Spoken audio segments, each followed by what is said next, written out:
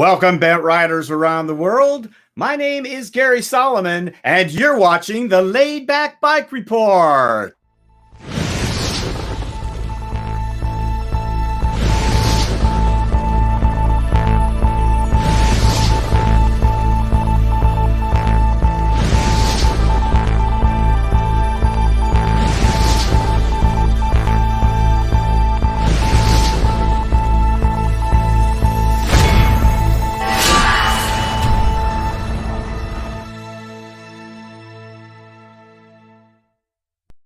Wow, it's good to have you all with us today, folks. Another great show in store. Let me tell you what's on today's webcast.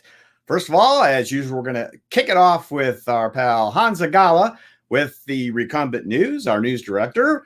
We then will move to an interview I did with Mark Swanson, the former CEO of Bacchetta. Most of you know that Bacchetta has been sold to Dana Lieberman of Bacchetta Cycles, which is in California. And Dana has been interviewed and is with us also today. So he'll be here to answer any questions you might have about Bacchetta bikes. We have our headline guest is Ron Thompson. He has created a recumbent bike called the G4, the Generation 4 bike. Very interesting build and design. Using hand inputs as well as leg inputs. I think you guys will be intrigued. So look forward to having that presentation and chatting with Ron. Now we've got our review team on hand today with a couple of really interesting reviews. First up will be the bicycle man, Peter Stull, with a review of the Team-Greenspeed Magnum. And Larry Varney is back with us, and he has done a review of the Steintrike Wild One trike. So that's an interesting one as well.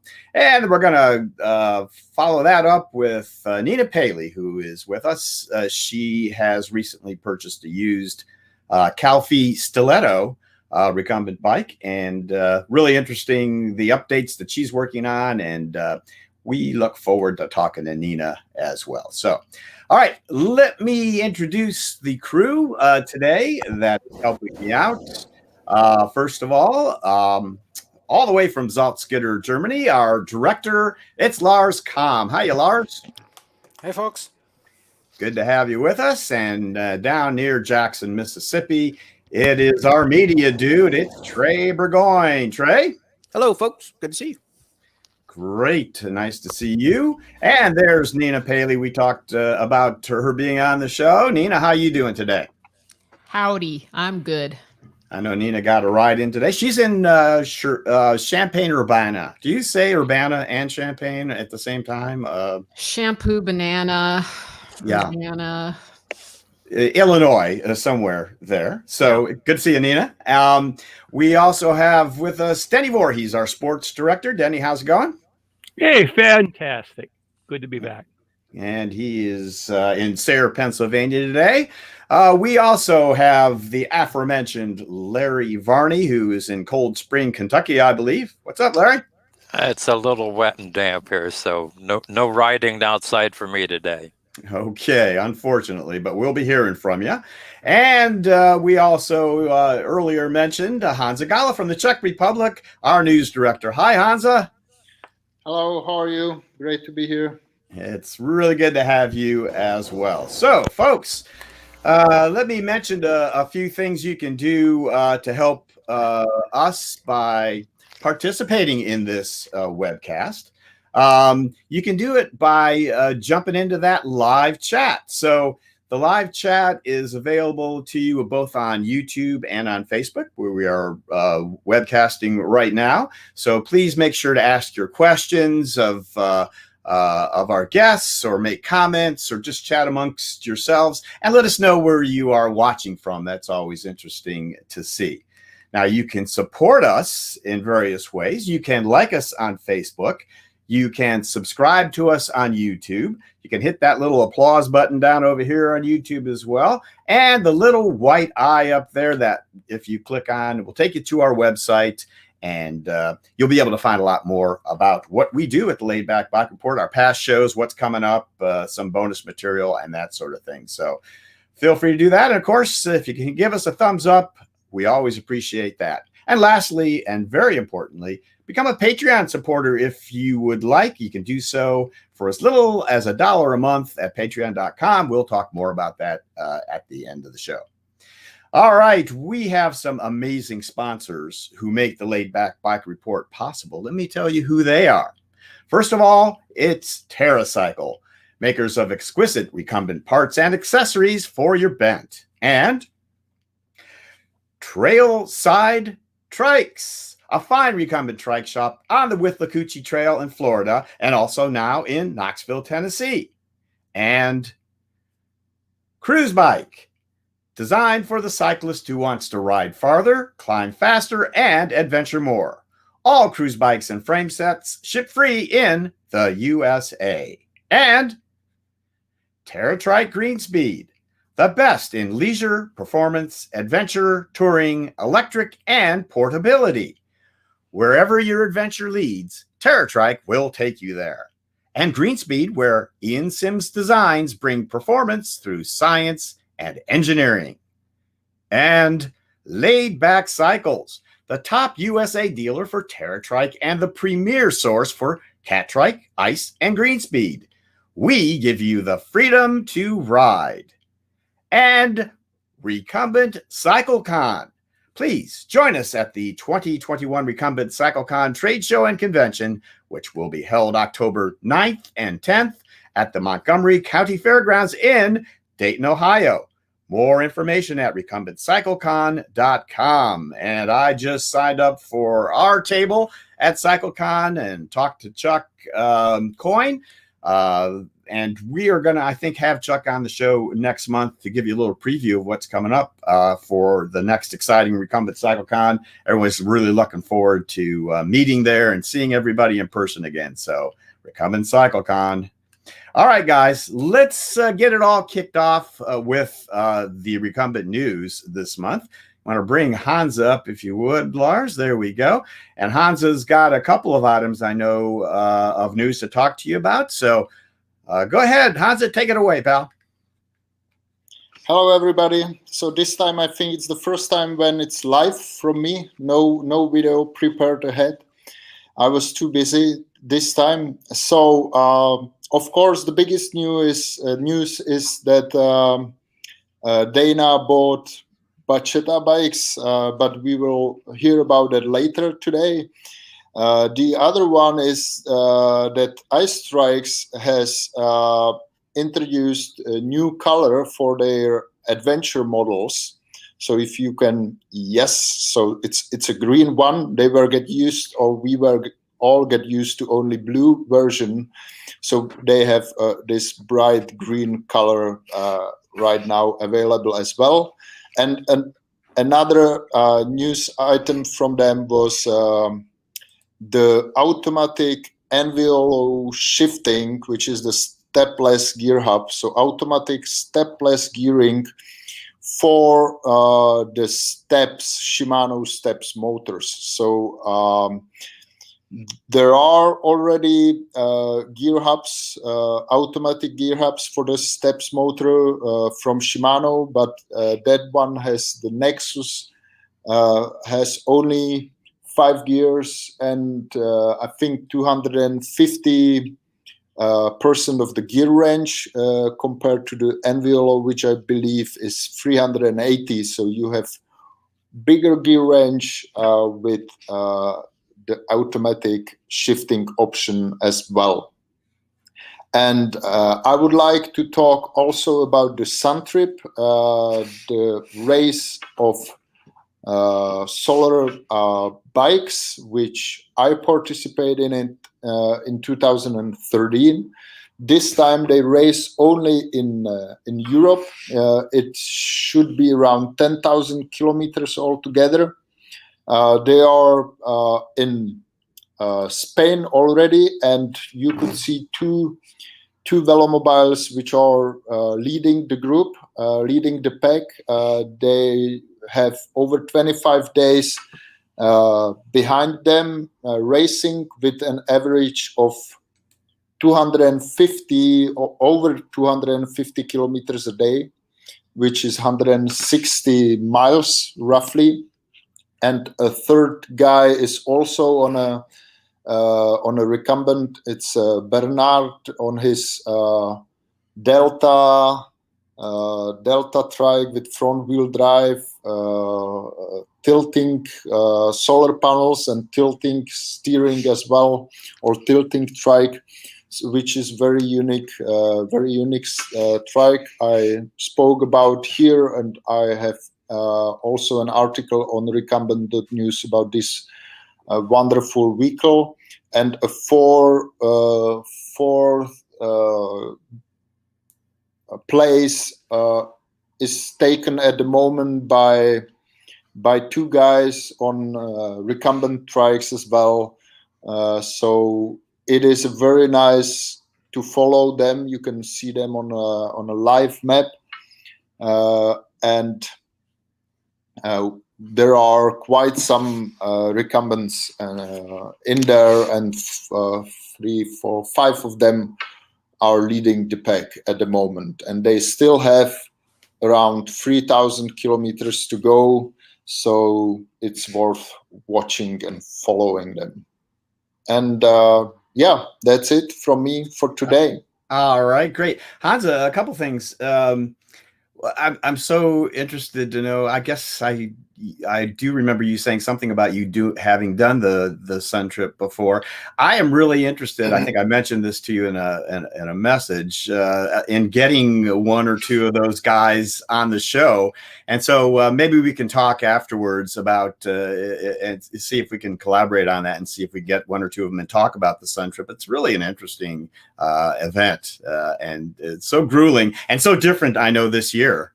Yeah, they were supposed to race from France to China, as they did 2 years ago, but 3 years ago. But yeah, thanks to the restrictions we have, I think they are very happy they can do it at least in Europe, because there are some other races. Like my friend is now walking 1,000 miles. My colleague, and they were supposed to go from Czech Republic to Slovakia, but Slovakia has so strict restrictions at the moment that they cannot cross the borders. Okay. Well, we will talk further about this, and folks, we'll have something, I think, for you. The second thing was, Honza, that I know that you did a really nice interview with Dana Lieberman about Bacchetta, as you had mentioned, and Dana's on the show here as well with us. We're going to talk to him a little later. Would you like to come back with me and join me with that conversation? Well, I'm not sure. I probably placed all the questions in my interview, so okay. I didn't know you wanted to come on. Yeah, I will be here, so okay. Maybe I will let you know. Let me know. That sounds great. Okay, thanks so much, Honza. Great news report. All right, folks. So now let's start delving into the whole Bacchetta issue. A week or so ago, I had a great opportunity to talk to a very generous with his time Mark Swanson, the former CEO of Bacchetta, who recently sold the company to Dana, as we mentioned. And he, as always, is very honest, forthright, and transparent about the goings-ons with Bacchetta. And here in this interview, he's going to talk all about what happened with that sale. So, Lars, let's have a look at Mark's interview. All right, folks, we are here with the soon-to-be former CEO of Bacchetta, Mark Swanson. Mark, how are you today? I'm doing great, Gary. If we could, let's start, Mark, with why you decided to sell Bacchetta. Well, I think let me think. There's maybe I would say 3 reasons why primarily. For me, first and foremost, recumbent cycling has never been my topmost passion. I really enjoy cycling, and I love. And when I cycle, I use a recumbent, I use a Bacchetta, but it was never something that I got into because I wanted to be in the recumbent business, so to say. So when Mark, John Schlitter, and I started the company 20 years ago now, I was the business guy with 2 very passionate recumbent guys. And I think that team really gelled, especially when we added Rich Pinto and Mike Wilkerson, and then Jeremy coming on later. It was really solid for a decade there. I actually left the day-to-day operations of that business in 2005 after starting it in 2001. But fundamentally, it just wasn't something that my heart was 100% in. So that was a big problem. And if you look at most small businesses, especially bicycle manufacturers or being in the bike business in general, it's just something you have to have a passion with. Number two is the COVID challenges. Now, if you would talk to me in March of 2000, at the end of March, I thought, boy, this is kind of it. We're going to be out of business. The world's going away. Everything's going to change. And then it turned out to be a fantastic summer, which was a blessing or a curse in disguise, I would call it, because we ended up selling out of inventory back in August, September timeframe of 2020. And then we got in a situation where we had to just kind of scramble for parts, and then our container that we had ordered all the way back in May of 2020, which was supposed to arrive in September, that actually didn't even show up until May of 2021. So that supply chain disruption really took us by surprise, and also unfortunately, led to the decision of saying, hey, this is not something that we can sustain, because we just didn't have the capital that I wanted to put back in the business to take us through the next shipment, that it would probably be another 8, 9, 10 months to go. And so that really led to the decision, because Jeremy, Mike, and I, we all went, after the PPP ran out, we started doing other jobs and other careers, and we just started talking about, hey, maybe this is an opportunity for us to do something different with our lives than be in the recumbent industry.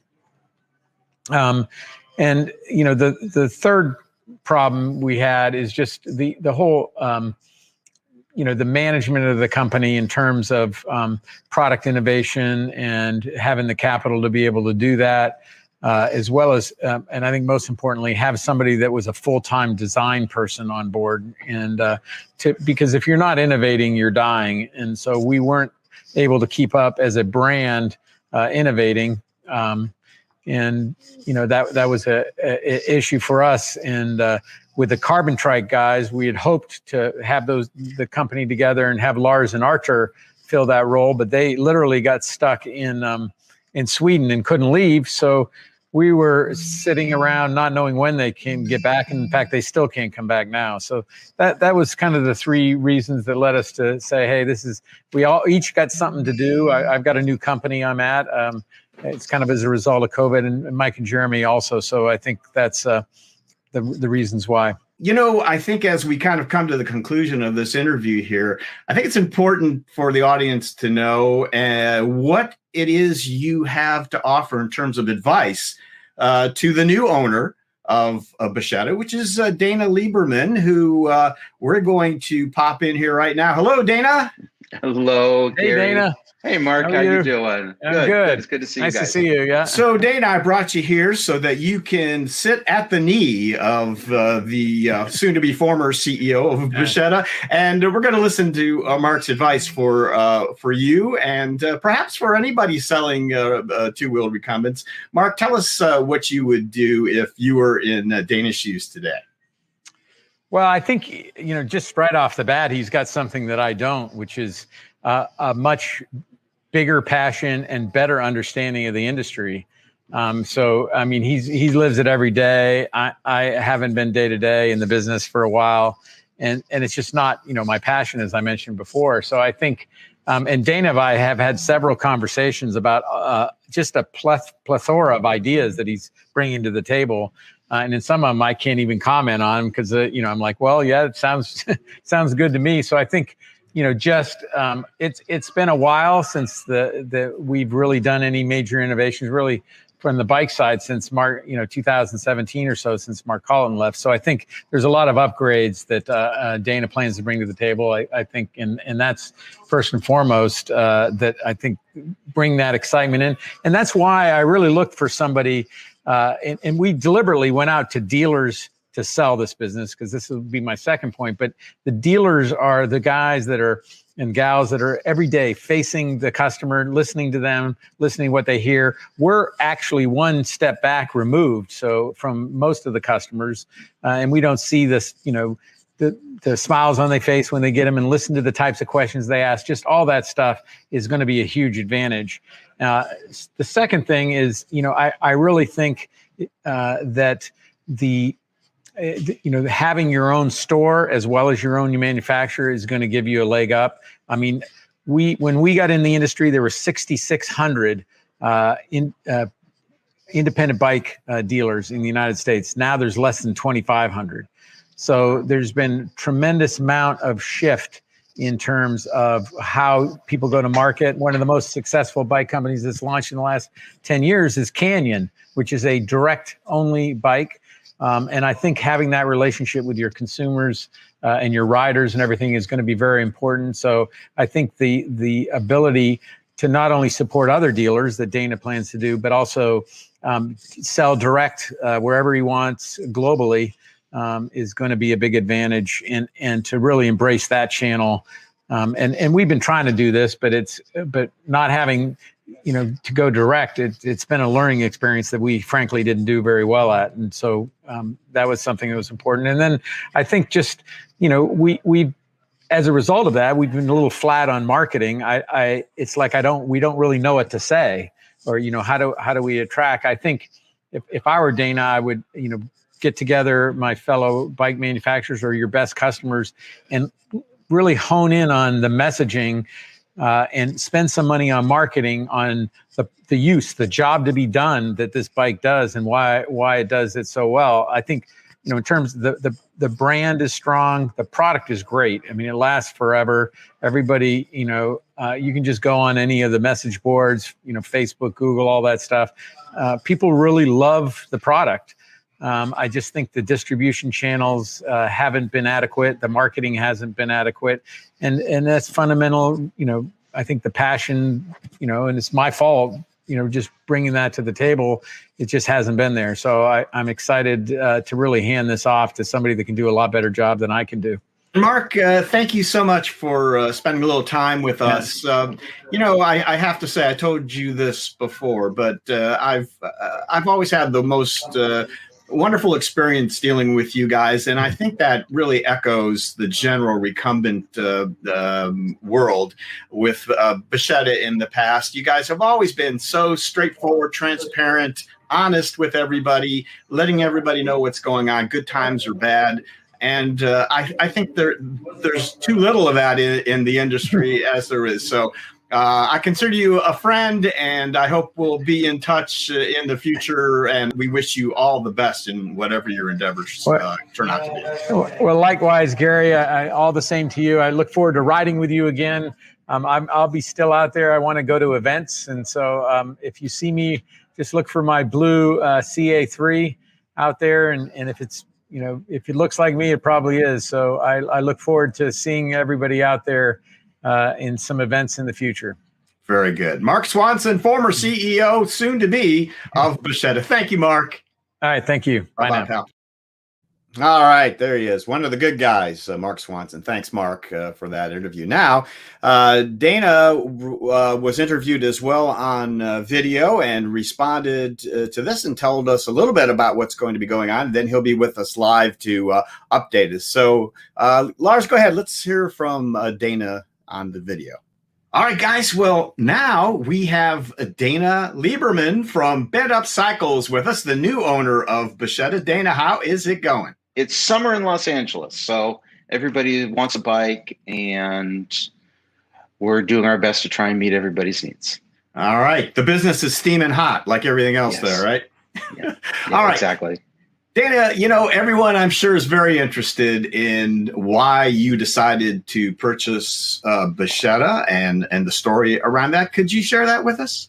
Absolutely, Gary. I think, as many people know, I've been a Bacchetta dealer for 17 years. God, I can't believe it's been that long.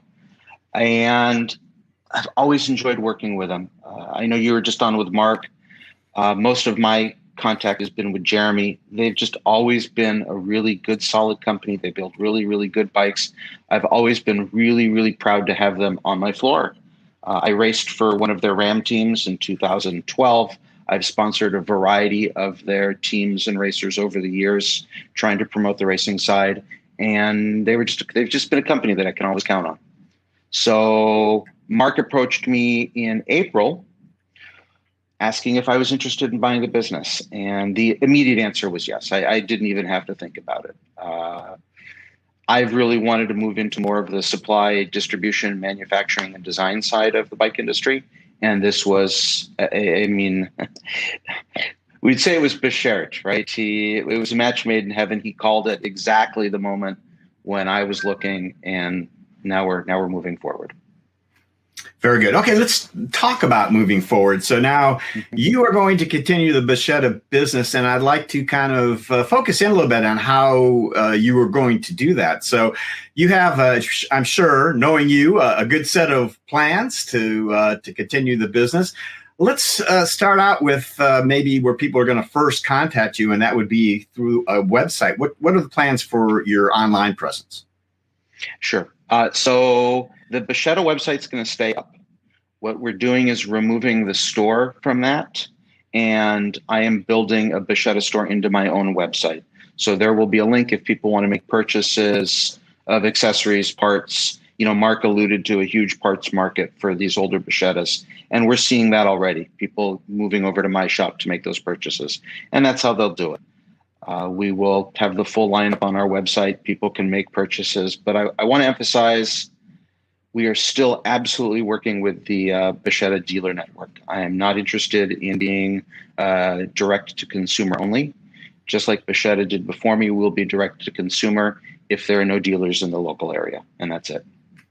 Great. Now, so where is all the Bacchetta inventory that you're taking on and going to be getting in? Where is all that going to be?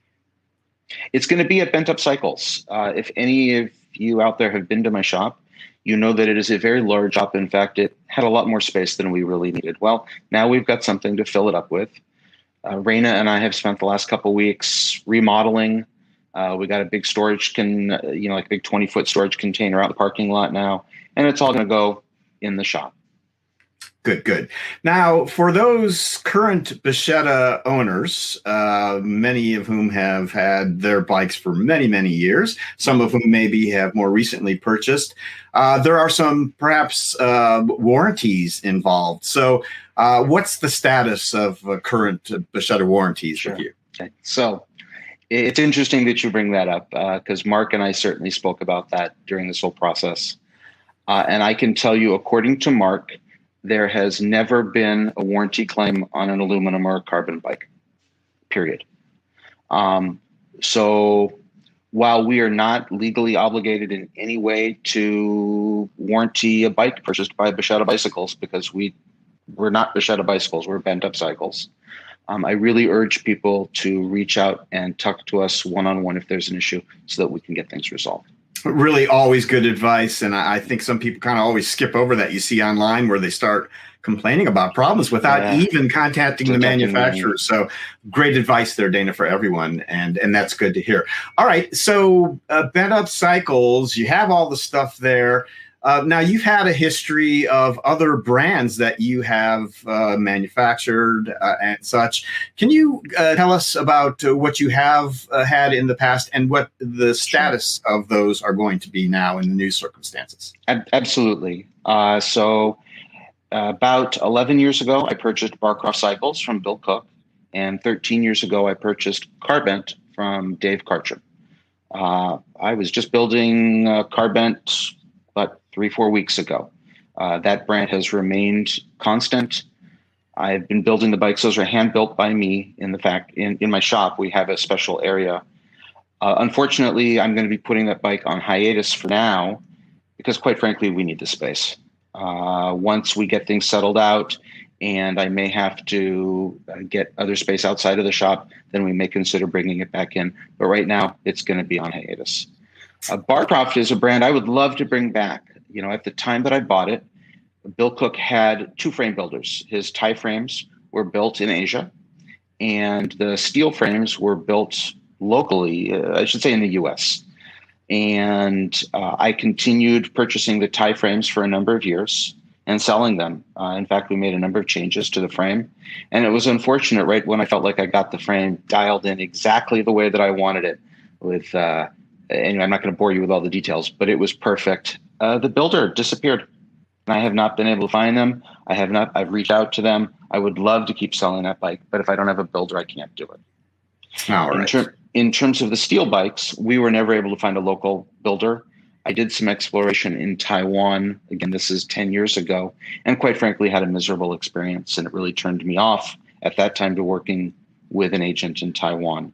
Now that I'm going to be working with the folks that Bacchetta works with, who have a stellar reputation, I may actually consider reintroducing that line of bikes.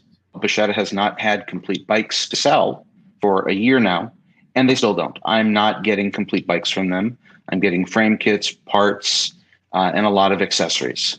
So as a shop, I have a variety of parts in place, and I will be able to meet some needs for complete bikes, but it's going to be selling a lot of frame kits until we can get parts, is really what it comes down to. As a manufacturer, you can't know your customers. It's too big. But the individual dealers absolutely know their customers. So I'm reaching out to all of the dealers, trying to get Zoom meetings. I know everybody's kind of done with Zoom meetings, but we're going to do some more. And I really want to get feedback from the dealers on what they want me to build, essentially. I certainly have ideas, but I don't claim to know what the entire US or global market wants. So I really want to include dealers in that collaboration. It's pretty standard in the bike industry that people are running tapered steerer tubes with through axles and disc brakes. And so larger tires, larger volume tires, speaking to the quality of our roads getting worse and worse and worse. And so I really want to make some changes to the current frames to allow for all of that. Lots of other, I could spend an hour on here talking about the ideas that I have, but right now, let's just say I've got lots of them. And I've been working, it's not just me. I've been working with a lot of dealers and a lot of people that are Bacchetta racers on how to make the bike a better bike. Great. Okay. Finally, let's talk about where folks will be able to actually lay eyes and perhaps even try out. I'm wondering about your plans for Recumbent CycleCon in October. I think you've told me that you intend to attend it, which I know you have been for most all the previous years. Do you plan on having a booth there? What do you plan on bringing? What is your view of what that will look like at this point? My intention is absolutely to be there this year in Ohio.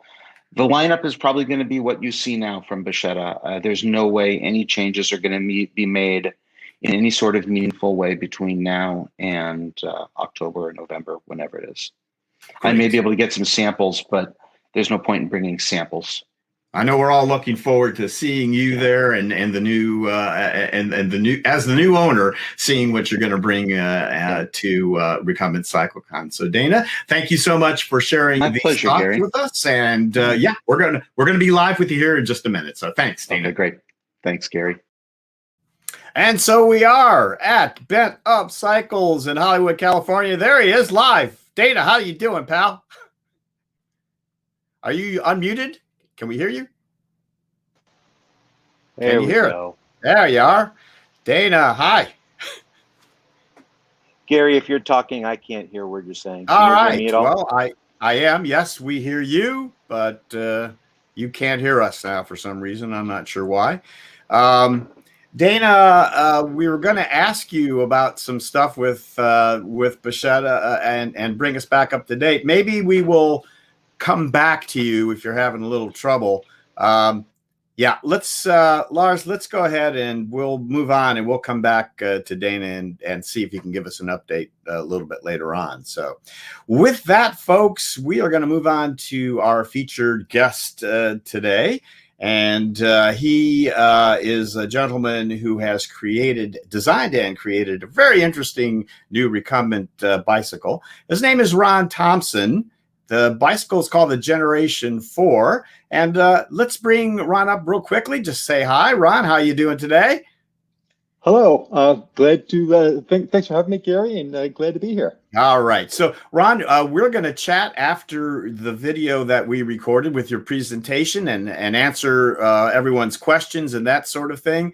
So, Lars, let's go ahead and kick it off, folks. Here is the Generation 4 with Ron Thompson. Hi, I'm Ron Thompson, and I appreciate this chance to talk with everybody about something that I've been working on for almost 8 years now, 7 years anyway, the G4 bikes. And Gary, I really appreciate you giving me the chance to talk about this to the community. With that, let's just jump right into it. All right, this is kind of what I'm going to talk about. Gary and I have been talking about this for a couple of weeks, and it was pretty quickly apparent that I got a lot I want to talk about, and in order to get done in any sort of a reasonable time, it was going to have to be limited in scope. So I just am going to talk about things on the left, and all of the things on the right, I'd love to talk about. They're great fun. They're all in various stages of work, but it's just too much to go through today. So I want to start with who I am. I want to talk about the 5 bikes I've built over the last 7 years. What is a G4 bike? Why is it different? How does it work? I'll introduce the bikes, and then I'll go through each one of them in a little more detail, and then talk about how I've been using them. Okay, about 25,000 miles total with my wife Peggy and I, and others have ridden them. And then where to from here? And I'm a little bit of a history guy, as well as a bike guy. And I want to talk about some historical perspective that I found just absolutely amazing. Anyway, I'd be glad to answer whatever questions I can after the fact. And I guess the bottom line up front, okay, is a bumper sticker here. And I'm anxious to share this because I'm very close to it, and I really want to get the community's perspective on it. But I think the G4 bike is sort of a big deal.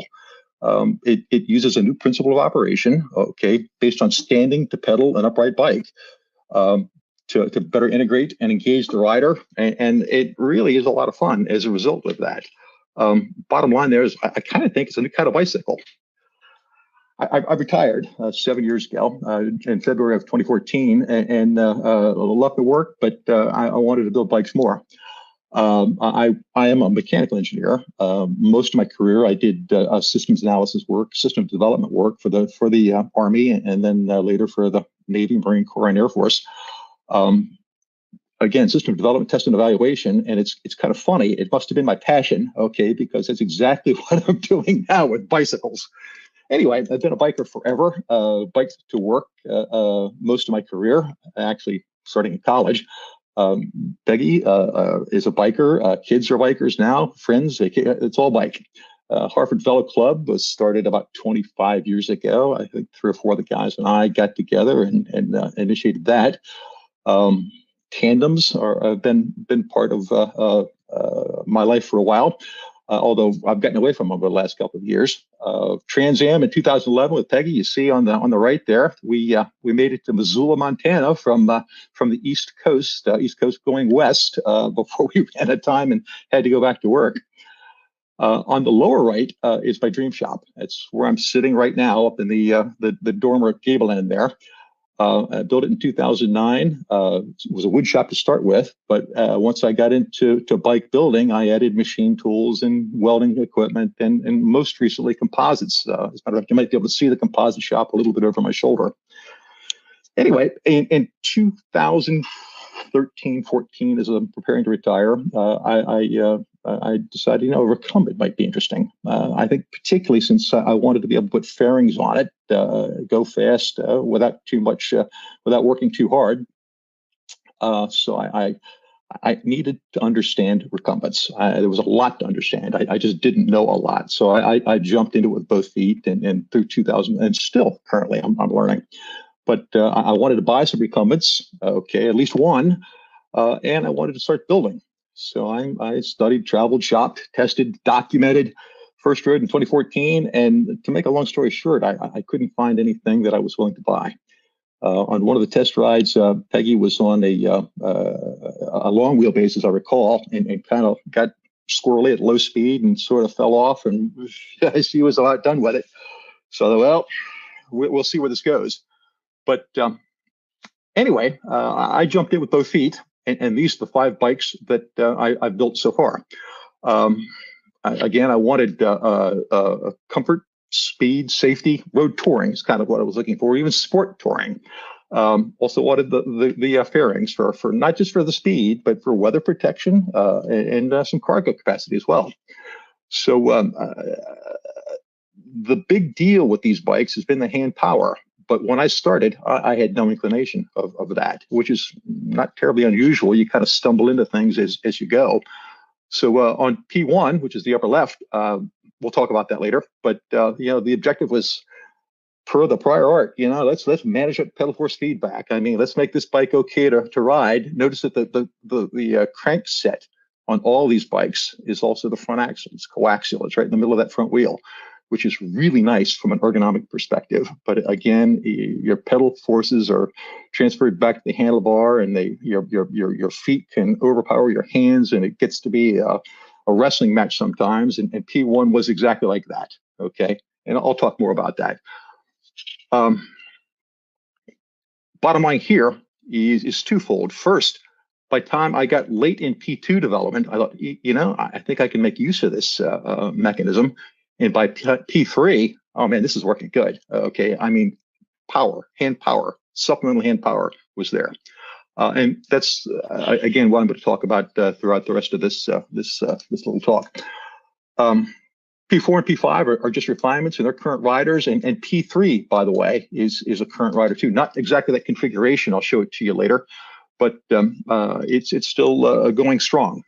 I've been pretty quiet about these bikes until now. I've been running them around, just riding and testing them, that sort of thing. But I really haven't said anything about them to anybody publicly.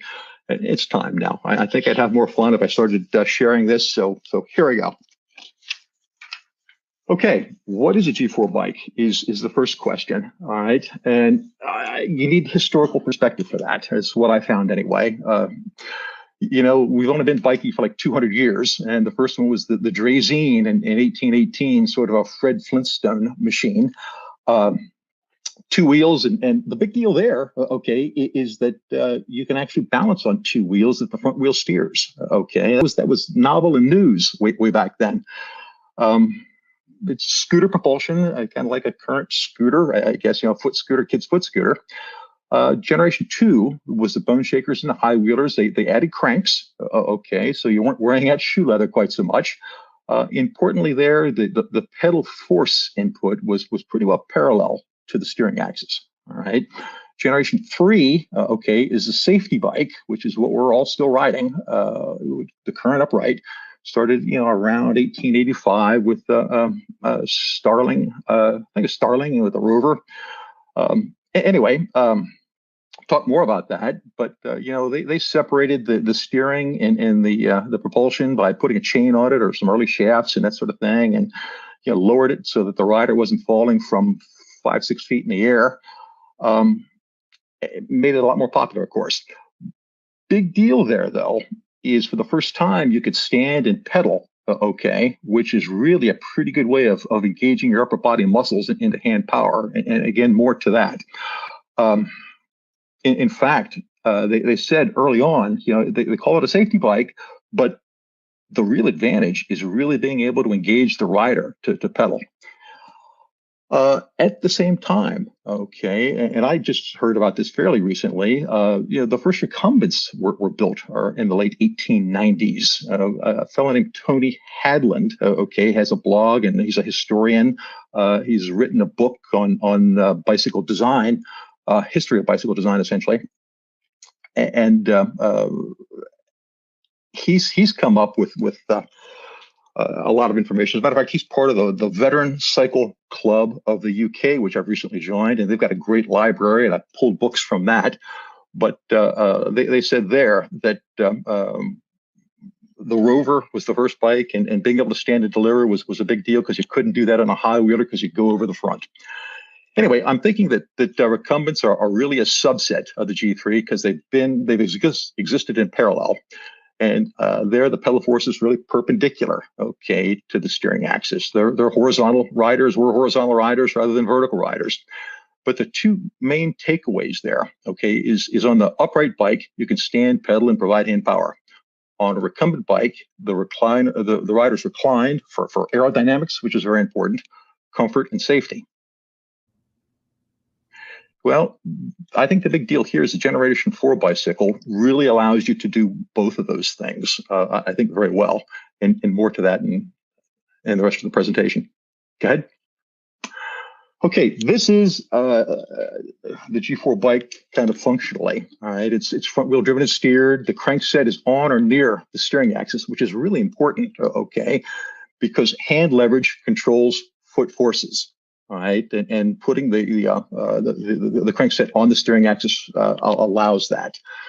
Now, as a lot of upright bikes or even a lot of recumbent bikes tend to be flexi, noodle bikes, okay, which absorbs power. On this bike, you really have to have a fork, okay, which is rigid, not just in bending, but in torsion. And on the left side there, you can kind of see a line drawing of the basic fork configuration, which is triangulated both along the length of the bike and across the width of the bike. Okay, that double triangulation, again, gives you good resistance to bending, but it also gives you good torsional resistance too, which is absolutely crucial. Putting the crank set on the steering axis on a coaxial bike, okay, with 27-inch wheels and 60 inches of steering axis, steering recline, really causes a lot of trail. And I thought that was going to be a problem, but it turns out that's very helpful. So that extended trail I'll talk more about. Another thing here is it's got derailleurs, okay, or a derailleur. I'm using a 1x12 system on this. You could use a hub gear, but historically, people have focused on putting a hub gear in the wheel center, okay, which is a very expensive sort of thing to custom design and build and develop. You don't need to do that for a bicycle of this configuration. The dual chain drive works real well. With a lot of the best recumbents anyway, it's low step over and feet are on the ground easily, which was Peggy's problem early on. I think she just, one of the problems, but it's an intermediate length wheelbase. The rider's near the center of it, so it handles well, and the bumps are smoothed out by the longer wheelbase. Hand power application is by rhythmically pulling the crankset into the pedal thrust, okay, directly to the hand grips. There's no supplemental mechanism here. You're just using the stuff that you normally use for steering and pedaling anyway. But this is a kind of a new principle of operation, and in my mind anyway, and I'll be corrected if I need to, but I think it's a new type of bicycle. In fact, there's a patent. I put a patent in on it. It's a mouthful. It's recumbent bicycle and methods of riding, employing supplemental upper body power, enhanced aerodynamics, stability, and control. And I think that's going to issue and be published sometime later this summer or probably into the fall. Okay. The dual chain drive again is kind of neat because you don't need a special hub gear. All right. The first chain on the right hand side. Well, to start with the hub, I guess it's got a lot of bearings in it so that the crankset, okay, and the wheel can rotate independently. So that on the right side, the chain goes from the chain ring to the cassette. All right, a 1x12 is what I'm using here, mountain bike gear, and it works real well. Nice range on that. The shifting is good. Chain 1 provides input to the secondary shaft. All right, the secondary shaft has a derailleur, or you can use like a roll-off or different kinds of hubs for that as well. It's also got a secondary drive cog, which takes power through the second chain to a free wheel on the left, and then powers the front wheel for front-wheel drive. Okay, why is the G4 bike different? I've sort of started to talk about this already. Okay, first it's hand power input. Okay, a recumbent where you can put effective and substantial hand power in is a big deal. At least to me, it is. It just changes the riding experience completely. It makes it, it allows much more aggressive riding. There have been G4 is a moving bottom bracket bike, and they've been around for a while. Okay, so from the Bone Shakers and the High Wheelers of the G2s to the recent Curvello, okay, which had a similar bike a couple years ago. Cruise Bike is also a good moving bottom bracket bike, but they're all designed to limit this pedal force feedback. Okay. There's two key ways of doing it. One is by aligning the foot force input with the steering axis. All right. The second is by offsetting the crankset far forward of the steering axis. Both work, both have been done. And the thing there is to minimize the pedal force feedback to the rider. But if you don't do that, the thinking is the bike absorbs power, and it will. All right. But by giving a leverage ratio such that your hands can overpower your feet, okay, it's really a good way of adding power. Okay, so the one of the secrets to the G4 bike is it uses this pedal steering interaction as the mechanism for hand power input. Other thing two other things, and I started to talk about it a minute ago, is that there's a lot of trail on these bikes, and trail increasingly controls torques about the steering axis as ground speed increases. What happens here is hand power is most necessary when the bike is at lower ground speeds, less than say 15 miles an hour, so that you're climbing and accelerating from the stop, that sort of thing. But at cruise speed, you really don't want to add too much more hand power. Your legs can probably put in as much as your heart can handle at those speeds. And at those ground speeds, the trail kind of steps in and limits your ability to add more hand power. But at the same time, it smooths out the pedal force feedback. So there's no problem with fatigue on the long rides with this bike.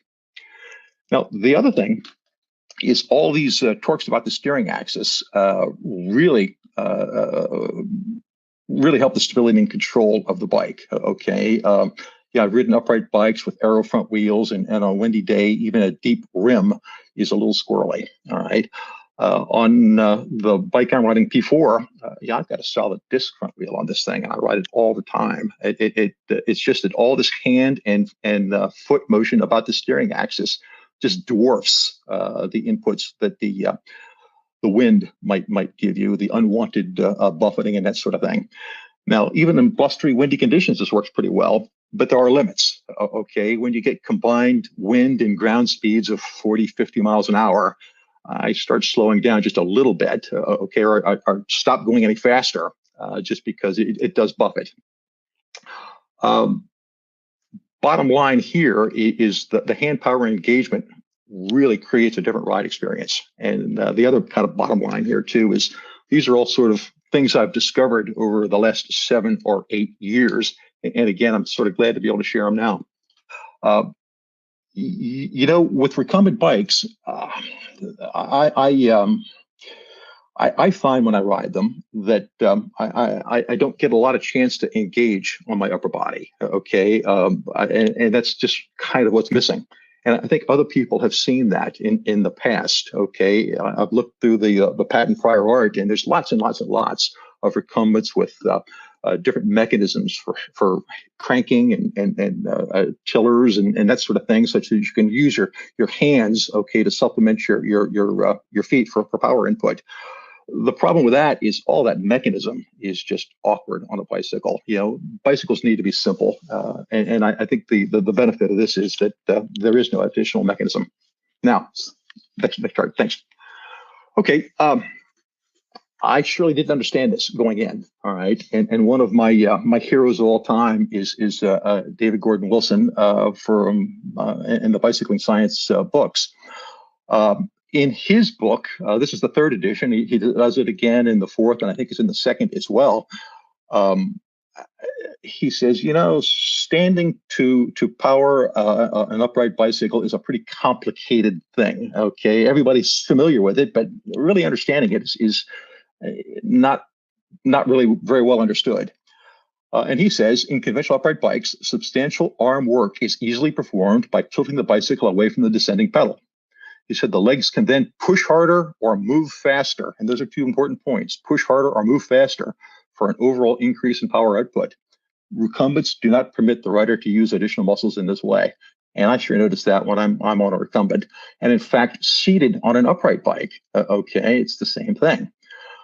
And I think to myself, is this a reason recumbents really have never achieved the popularity of upright bikes? I don't know. But the G4 solves this problem, okay? And the G4 rider, let's actually pulls the crankset into the pedal thrust. You know, is the upright rider tilts the bicycle against the descending pedal thrust, the G4 rider pulls the crankset into the foot pedal thrust. So I wasn't convinced this worked, okay, or I didn't even think about it too much on P1 and P2 in its early configurations. As a matter of fact, we'll talk about it more, but no, it was P3 finally where that really came to pass. Now, I've tried several times to explain this, and you know, it's the geometry is complicated. Okay, it's you know, you're twisting the handlebars and you're cranking the pedals, and there's a lot of vector math in there, and I'm sure I can't do it. Okay, so if you ask me exactly how it works and quantify it, I can't, but I can tell you that it does work. But I'll also say that you know, this is not uncommon. You know, people build things. And it's only then that they really understand, or others look at it and really analyze it to understand it quantitatively as to exactly how it works.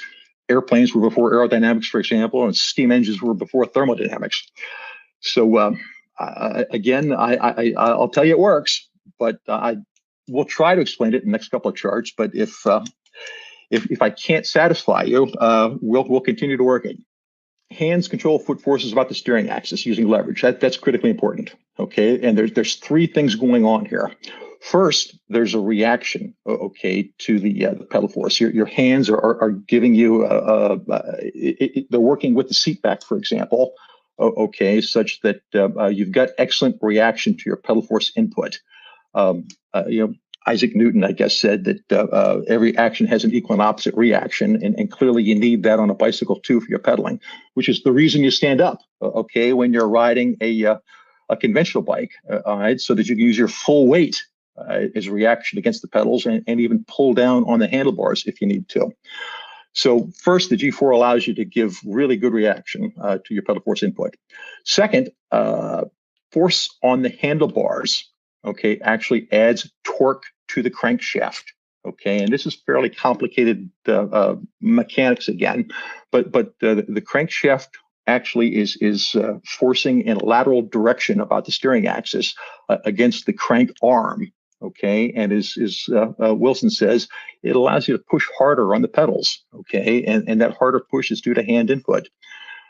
Second thing, you can actually displace the handlebars about the steering axis in opposition, in coordinated opposition to the foot pedal thrust. Okay, this actually does work. Okay, and work per time is power. The motion, and I show that to the lower right. Okay, and the figure 9D there tries to show this, but that coordinated rhythmic motion actually reduces the distance that your foot has to travel around the perimeter. The perimeter distance is less, so your foot can move faster. And that's kind of the same mechanism that's on an upright bike. Now, it's not clear to me that on an upright bike you can add hand force like you can on a G4. But that's a topic for another discussion. At this point, Gary, I think maybe the best thing to do would be to go ahead and play those video demonstrations where I try to show this in action.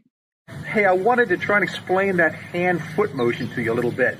The translation, right, is a result of just twisting the bars. The end point of the transmission crankshaft is here, and every time you twist the bar, it translates back and forth. But the idea, right, is to pedal, and this is exaggerated, but push and pull. Okay, you see how the crank goes? And then the other foot comes up, and it's in position to do the same thing, but the other way, back this way. Right? It's a very natural motion while you're on the road, and then of course that brings you back to this foot, and it goes again. I'm going to try and demonstrate again this hand power in the driveway here, and I'll also do a little rotation just to kind of show the agility of this thing. But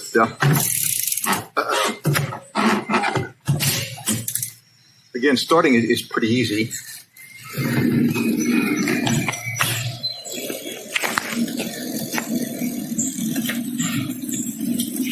But you see a little motion there too. I don't know if I get enough room to do this or not, but it's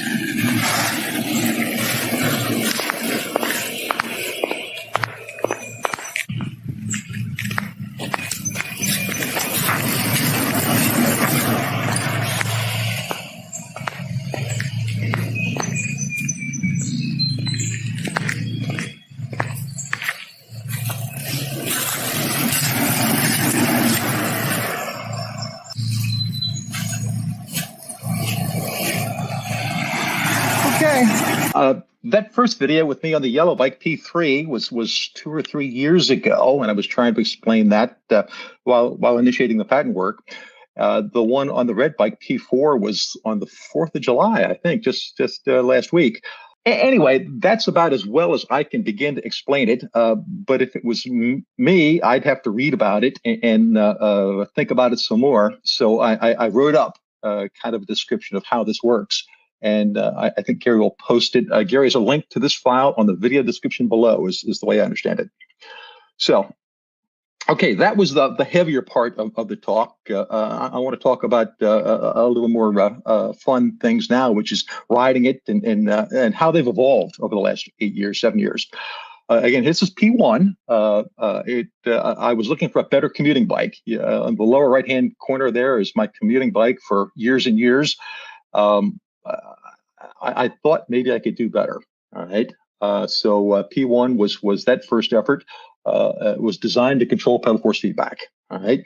I didn't do a very good job of that. All right. I maybe rode it about 200 miles. The handling was only okay at best. It didn't have a lot of trail, and noticed that the pedals were way out ahead of the steering axis, such that we were minimizing pedal force feedback. Bottom line was, it was fun. I learned a lot, but it was not a great bicycle. But Peggy could ride it, okay, which was a big deal because she had kind of washed her hands of recumbents earlier that year or the year before. So it was good progress. Okay, this is the one that really evolved a lot. All right. The lower 3 photos shows it in initial construction. And I was still very much, let's cut the pedal force feedback back. Let's really control this. So I thought I'd use geared steering rather than very wide handlebars. Okay, I just put gear ratios on there and see how I could certainly control pedal force feedback then. It would be great. Well, that's got some problems too. All right.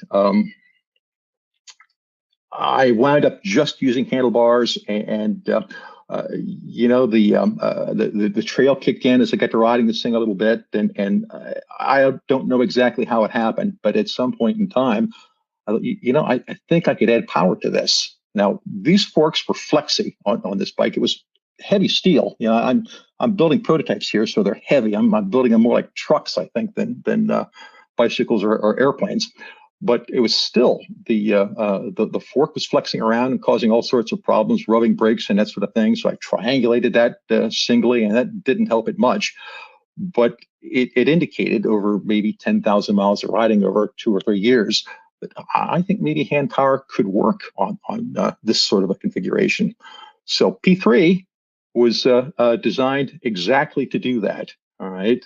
This is an early configuration of P3, and like P2, you know, I built it and then tore it apart and cut it up and built it again. And I don't know how many times both P2 and P3 were subjected to that developmental evolution, if you will. But the key is that double triangulated fork. Okay, that really keeps the front wheel pretty rigid and really pretty well controls that problem with the noodle bike syndrome on a fork. This bike, I'll show you a picture of it a little bit later. I still ride it. It's my big tire gravel bike. Now I get 44 millimeter tires on it, which I love. My friends in the club call it my do anything bike because I've literally time trialed on that bike. I take it on club rides. It's my beat around the neighborhood bike, and it's a pretty good gravel road bike. I'm by no means a mountain biker, but I do enjoy gravel roads, that sort of thing. and the bike works pretty well on that. 10,000 miles and it's still going. This is the fourth one. This is tweaking things a little bit. Okay, the main differences here are I used a 1.5-inch steerer tube. The support structure for the secondary shaft is simpler. I used a chain idler on the secondary drive rather than slots to adjust it so that if you have a flat tire, you don't mess up your derailleur alignment. I ride this all the time. It's my current racer, club bike, and cruiser. And again, notice in the lower left, it's got disc wheels. I started with wires and went to an old pair of Spinergy wheels that I had to modify, of course, to make work with the front pedal crank. But I put disc covers on those wire wheels, and it was noticeably faster.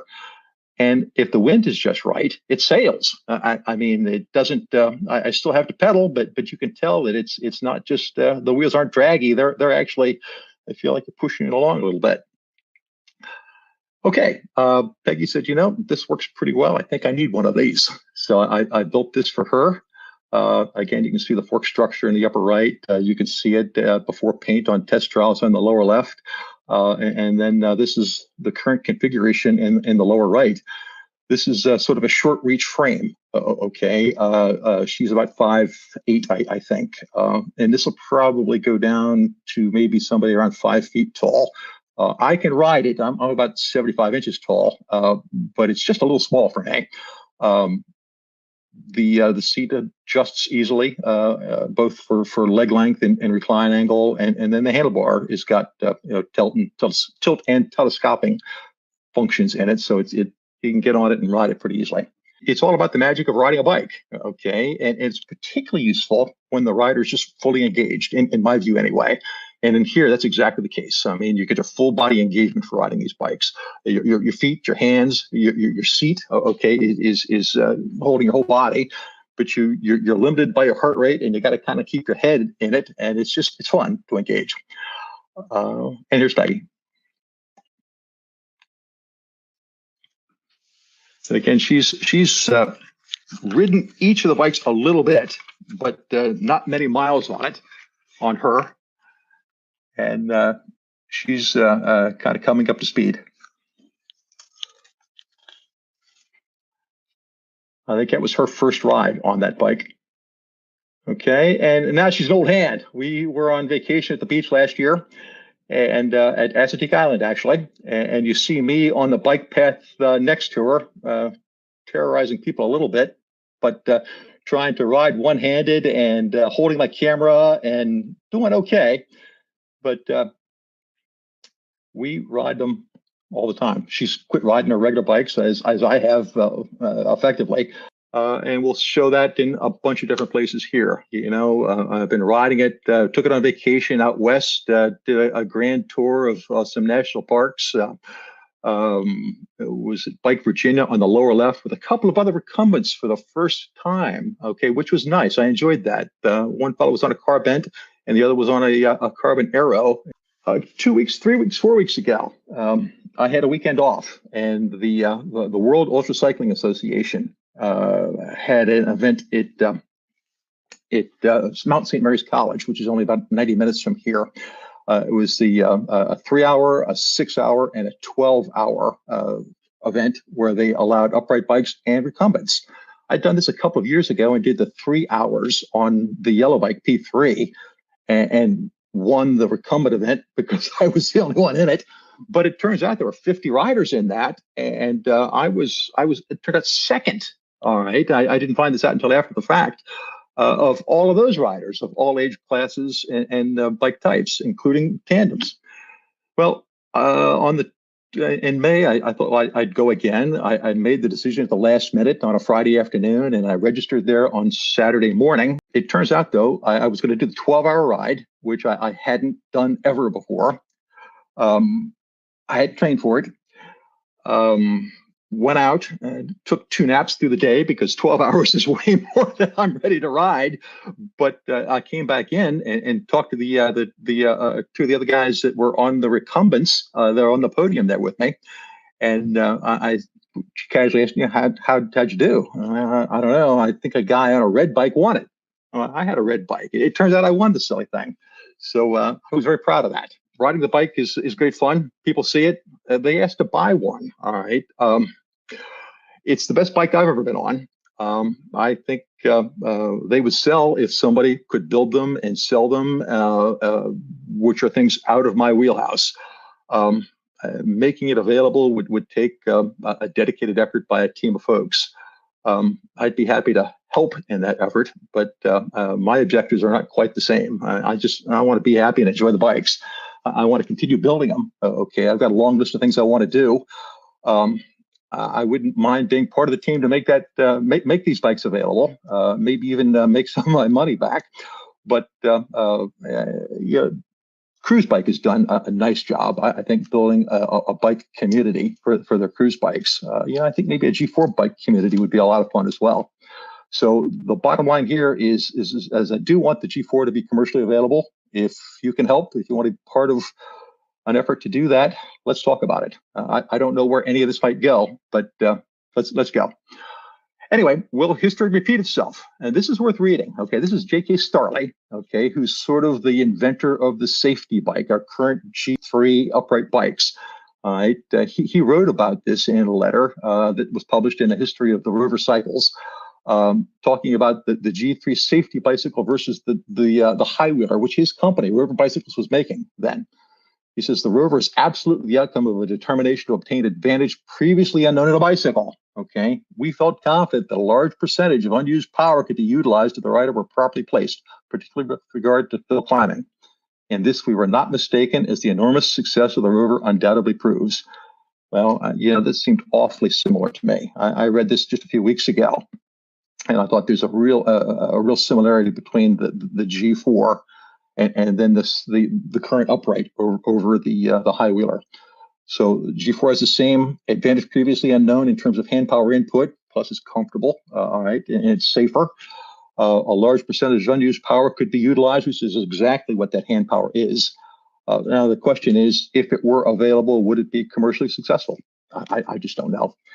But I kind of like the progression, too, of the figures, the G2, the G3, and then the G4 is a line drawing of the P2 configuration. Okay, summary. Current bikes aren't the right machines for what I want to do. Back to my systems heritage, I guess. The right tool for the job is important. And I've loved upright bikes for my whole life, but I found something better. And it makes sense. The UCI is constrained upright bicycle development for racing. Okay, their objective is not to fit people with bikes for what they want to do, but it's to have sports, comparable over the years. They want to compare rider performance, so they want to keep the bicycles essentially the same and keep the competition fair. It's all good, but it's not what I want. I want full engagement. Okay, I want to be an integrated part of a high performance machine. Okay, I want comfort and I want safety. All right, I want the best machine for sports touring, road touring, maybe even road sport.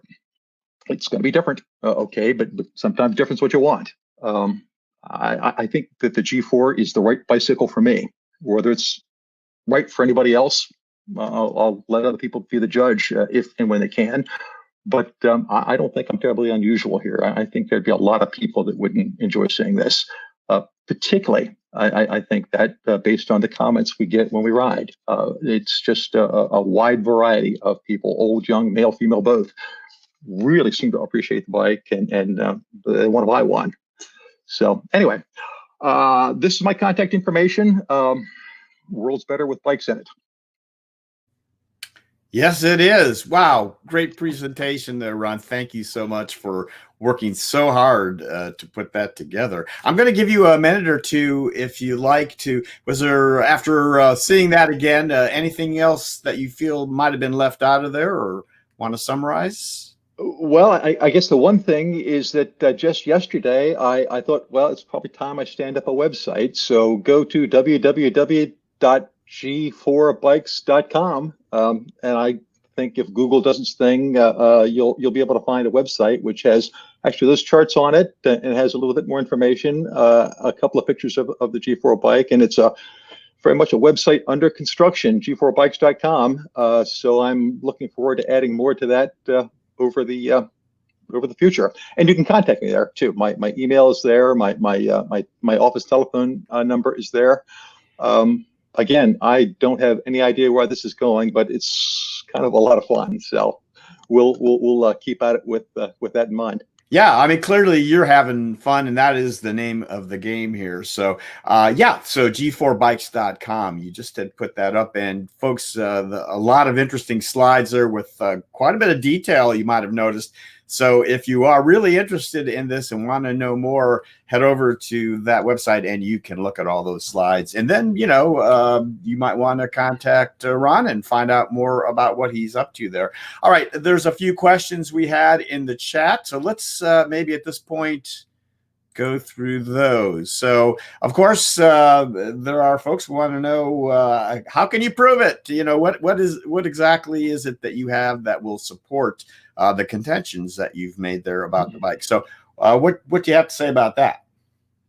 Well, I guess there's never enough data to support contentions, I suggest that you look at the video again, and I think that helps a little bit. I think the other thing is just the use of it. Riding against other recumbents, and it's awfully hard to separate the rider performance from the bike performance. And I don't know what to do about that. I will say I'm not especially a trained rider. I'm certainly a rider, but that WUCA 12-hour time trial was a surprise to me. I had hoped not to be embarrassed in that. And won the recumbents and did okay against all of the other bikes too. I think there were 54 total entries in the 12-hour time trial, and a lot of these guys were deadly serious, with time trial bikes and training and that sort of thing, and young men as well. And I was tied for 27th there, so I right in the middle. I was very happy with that. Okay. All right. We've got a question from Peter. So what about maintenance? So it seems like a kind of complicated configuration of that front wheel drive there. What do you anticipate people doing who would buy a G4 in terms of being able to keep it up with any sort of maintenance? Well, first, you can't buy one. There are none to buy. Like I say, the three that you saw, P3, P4, and P5 are all there are. But the configuration is fairly straightforward. The frame structure is a little bit different, but that's a frame. And like Dana said earlier, those just never break or can be made such that they never break. All that drivetrain really is a derailleur system with a secondary shaft. It's a little novel in that it wraps around the front wheel, but there have been many recumbent bicycles that have secondary shafts. And the maintenance on those is not much different than the maintenance on a normal bike. So I'm all for having a support infrastructure for bikes, and there clearly is nothing for a G4 bike other than what I'm doing for Peggy and I. But I don't think it'd be an insurmountable problem. Again, it will take. These are experimental prototypes. The next thing would be, if someone wanted to build these, would be production prototypes, and then production versions of it with all of the support necessary for that. But nothing here a recumbent dealer couldn't do, and I think a normal bicycle shop could do most of these things as well. Good. All right, Michael Smith, a couple of questions here. First of all, that's not it. We just popped up there. Minimum seat height. Minimum seat height. What is the minimum seat height? I think Michael was asking. I don't know that there is a minimum seat height, other than I'm kind of a nut about having a minimum seat height such that my eye height is 42 inches above ground level. I ride these things on the road. This is a routine bike. I ride it in traffic. I ride it just like I'd ridden my other bikes my entire life. And I'm a nut about being able to see and being seen. So I'm keeping the minimum seat height on these bikes at around 14 inches, so that my eye height and Peggy's eye height is just about eye to eye with a driver in a sedan. And in fact, we look down on people in Triumph Spitfires and things like that. All right. And then Michael also with a follow-up here. So what about a rack or panniers? Have you experimented at all with doing that? You betcha. In fact, you look back on one of the charts and the WUCA event, I took the bike, the P4, the red bike, just as I had been riding it. And I've got a rack on the back of that. And I've got a top case that folds out into panniers. And absolutely. I mean, the yellow bike pictured, okay, is in my routine riding configuration, has got a rack and a pack on it just because it's handy. If you use this bike for transportation, you need to carry stuff, okay, and the bike works great for that. Now, I actually made up another set of panniers, pannier racks, okay, that'll go up near the front wheel. You'll see, if you look carefully on the frame, there are two screws, bolts, okay, Allen head bolts near the front of the frame, and another rack mounts to that for front mount panniers. I haven't used those to speak of, as we haven't done long extended travels on this bike yet. But absolutely, my intention is to make this a practical bike. Panniers, fenders would be nice too, okay, particularly aerodynamic fenders I think could be used. But that all kind of integrates into some of the fairing work that I've started to do, and I'm really looking forward to continuing to do. All right. And our pal Denny is asking about the learning curve. So, I mean, many people are familiar with a cruise bike, and they acknowledge it takes a little bit of practice to ride a front wheel moving bottom bracket bike. So how do you think people will adapt to the G4 in that regard? You know, the cruise bike is a wonderful bike, but it's different. Okay, it's designed to have your feet overpower your hands, okay, the way the geometry is set up on that bike. In fact, I understand people can ride that bike without even holding the steering, the handlebar. The G4 is completely different, okay? It's exactly the opposite. The geometry is such that your hands have leverage over your feet, which is why the crankset is right on the steering axis rather than way out in front of it. Makes the bike easy to ride, all right? It's a hard question now for me to answer because I've been evolving with the bike, but everybody that's tried to get on it jumps on, and as Peggy did that time in the video, you know, it takes just a second, but in no time they're off and running around. So I think the learning curve is very, very, very manageable. Having your feet close to the ground too, I think is very helpful, and that was one of the requirements, okay, I had for the bike. So that it would be easy to ride. I had never been able to ride like a high racer, and I actually had, for the longest time, had never been able to ride a cruise bike. So I'm not particularly adept at this. So I think the learning curve is pretty easy, but again, it's a hard question to answer.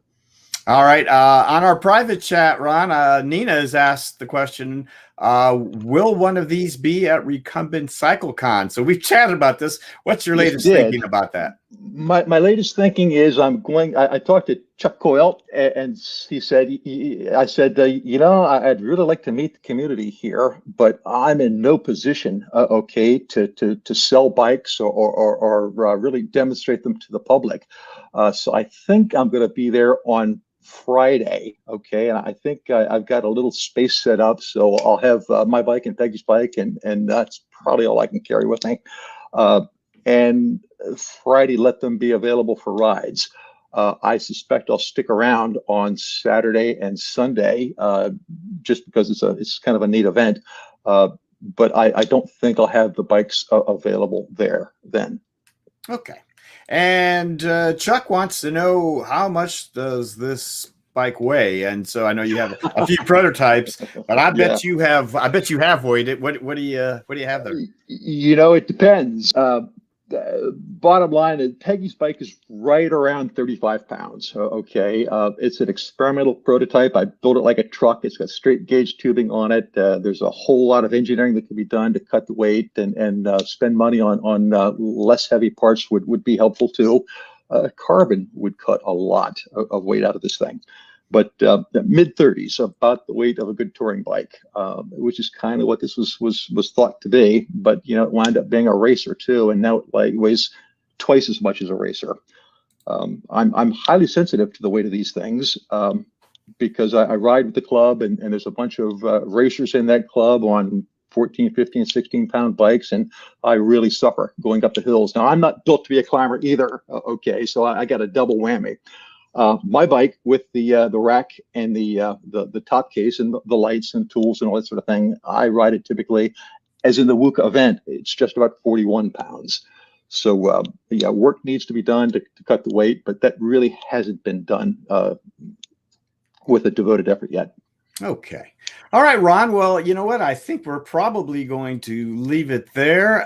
Again, thank you so much for all your hard work. And folks, I have had a great time working with Ron on his presentation. He has a lot to offer, I think, the recumbent community with the G4 and a bunch of other stuff that he has worked on and thought about and written about.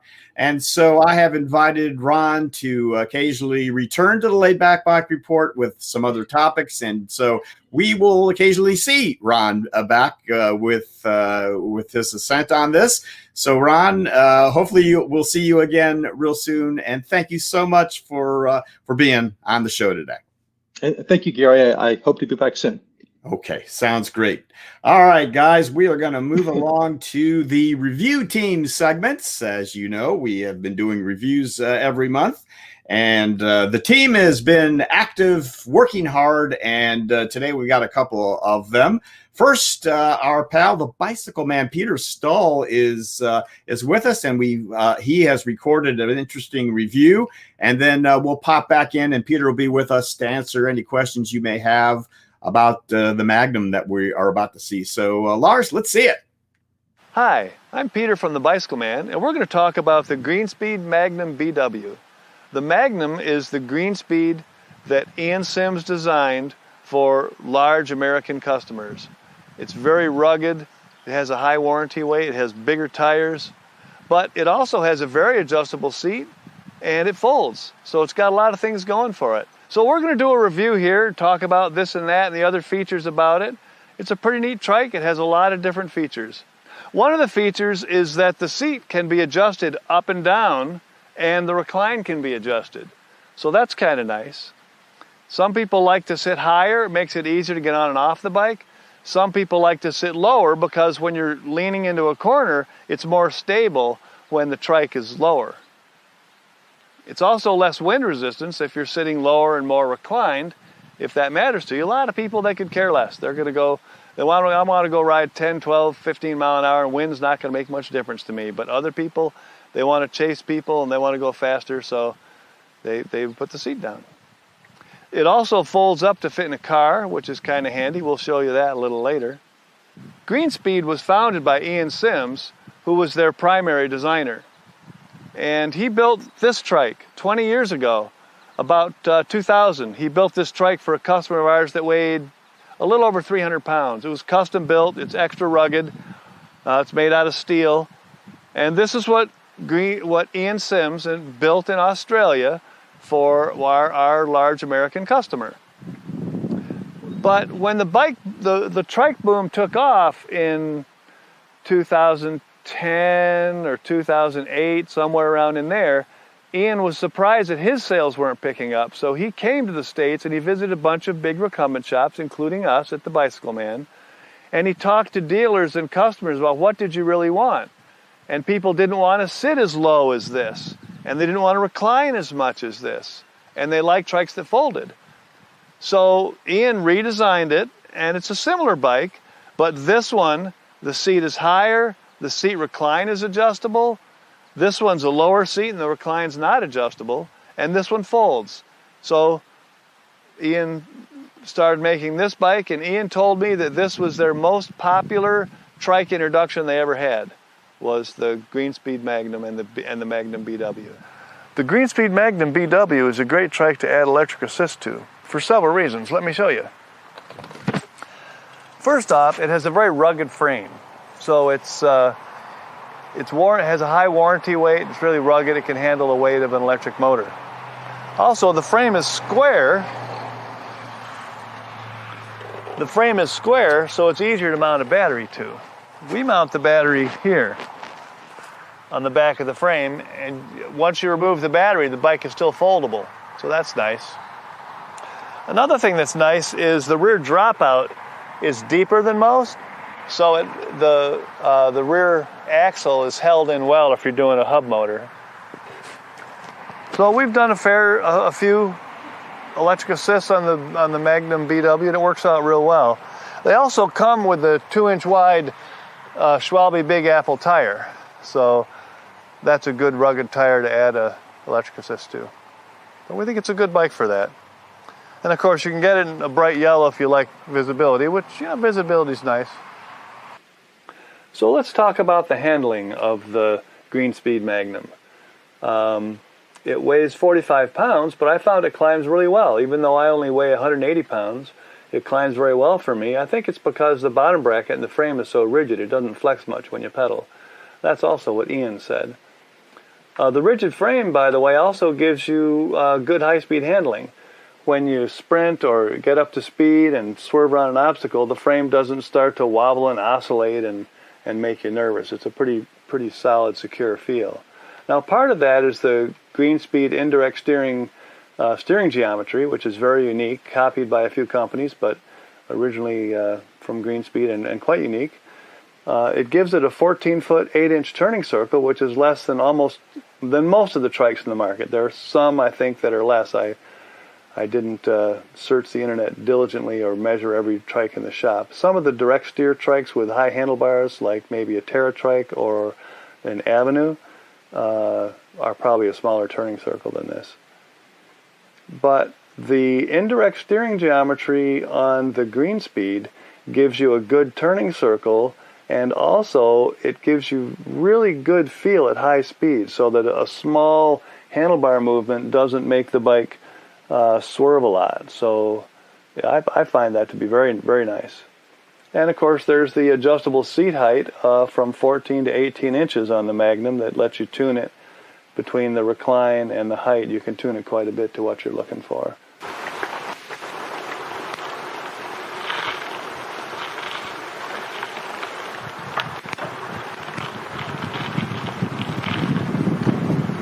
So let's see how you'd carry this Greenspeed Magnum in a Subaru, a fairly small sedan. Well, first off, it folds. Let's start with that. Next, we will take the rear wheel off. Then I will remove the front wheels, which is the quickest release in the industry, I think.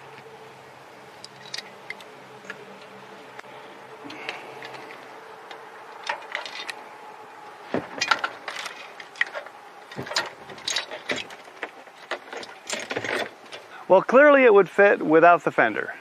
So then the seat and wheels can go in the seat and wheels can go in the back seat. So it'll go even in this pretty small sedan if you just take the rear fender off. Let's see if it'll fit in the back seat with the fender on.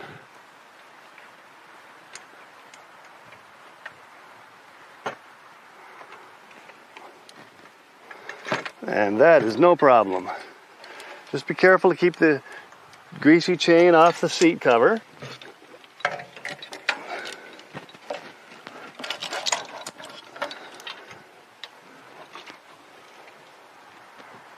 And in we go. So this is a Subaru Impreza.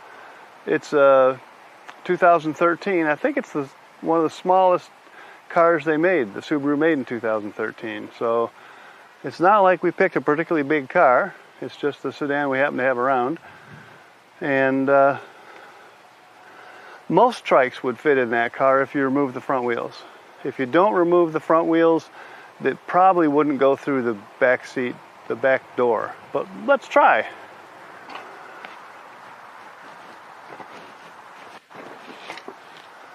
No, it's too tall to go through the door with the wheels on.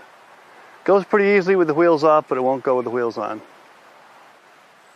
So, you could buy a trike rack, you could put a receiver hitch in the car, you could tie it on the roof, but you don't need to. You take the wheels off, fold it up, maybe take the fender off. It'll go into a lot of cars. Of course, any hatchback, any SUV, any van, any station wagon, it should be no problem. Well, you've seen all about the Greenspeed Magnum BW, and you got some things to think about now. What kind of rider would want a Greenspeed Magnum BW? Well, it could be a large rider that needs its durability. It could be a rider that likes the idea of the seat height being adjustable and the seat recline being adjustable, and it folds. Not only does it fold, but you remember the front wheels come off real easy. So that's a nice feature. It'll go into a cars quicker and easier than most other recumbents. Those are all a bunch of features, but really what you're looking for is the trike that calls you out of bed on a Saturday morning. What trike is that going to be? Ideally, you test ride a bunch of bikes. This is 2021, and the bike shortage is a real thing this year. So it may be difficult to find a variety of trikes to test ride. That may be a real problem. But if you find a shop that's got a BW, a Magnum BW, you can take it for a test ride. If not, you can always order one. It's pretty easy to ship, and you can have one sent to you. So good luck picking a trike, and I hope you enjoyed our video. There is the bicycle man himself in the shop. Hi, Peter. Hi, how you doing? Good to have you with us. Great review, like a kind of reverse clown car scene there, where instead of the clowns 100 coming out of a car, you're trying to shove trikes in them. I love that. It's the clown putting the bike in the car. The car on the bike. I didn't want to say it that way. Well, yeah. But, you know. All right, so we have a couple of questions, if you wouldn't mind. Let's see. First of all, user Togo, have you tried tank steering with that design? So I don't think there is tank steering with that, but Greenspeed does have a trike with that. What do you say to that, Peter? Well, I haven't tried tank steering on a Greenspeed. I really like the steering linkage they have now. It gives, when you're turning far into a corner, a little bit of handlebar movement turns the wheels a lot. But when you're just turning a little bit, like at high speeds, then you can have to move the handlebar farther to get the wheels to turn. So it's nimble at low speeds, but stable at high speed. I think it's really nice. Good. And Michael Smith, can this be equipped with front suspension? No, it cannot. But with the 2-inch tires, they absorb bumps pretty well, especially if you're a lighter rider, you can run low air pressure in the tires, and that absorbs pretty well. It doesn't have rear suspension either. Right, no suspension on it. And Bill Sprague wants to know about the availability of a 20-inch Magnum. I guess 20 all the way. I'm not aware of any in the United States at the moment, but I'll bet I'm wrong. We've got some on order, but they've been on order for months. I'm sure we'll have some in 2022. We may have some in 2021. Very good. Okay, that's all the questions we've got for now. Any final thoughts on the Magnum, Peter? I was surprised. I thought, well, it's a big trike. It's got fat tires. It's got a 350-pound warranty weight. It's going to be kind of a slug, but I didn't feel that way at all. It gets right down the road. I was really surprised. I didn't put a speedometer on it, but it didn't seem to be heavy, slow. Once I was on it, it didn't seem to be heavier, and it was faster than, not as fast as my linear two-wheeler, but you know, trikes are typically not as fast as a two-wheeler. But I was impressed. Very good. Well, Peter, thanks. That was a great review. We're really happy to have you on the team, and we appreciate that. We'll look forward to seeing some more from you, and you have a good one. Let's, at this point, move on to Larry Varney's review of the Steintrike Wild One. Lars? Hi, this is Larry Varney, and I'm doing a review of the Steintrike Wild One 2020 for the Laidback Bike Report. And the first thing I like to do when I do any review, whether it's online or we're talking to people, with Vent Rider Online, anything, I like to go over the specifications first, because people always want to know, well, you know, what's the wheelbase? You know, how long is it? How high is the seat? You know, tell me about the suspension if it's got it. So anyway, let's get that out of the way first, and then we can talk about my personal opinions about you know, what did I like about it? What did I not like about it? So, okay, on to the specs first. It's got a steel frame, and that's going to play a large part in various aspects of it. So remember that. It's got a fiberglass hard shell seat with a pad, Very comfortable, really. I liked it. The width is 32 inches, and the wheelbase is 42 inches. And the ground clearance is 4.7 inches. So you can see there that it's rectangular, as you would expect.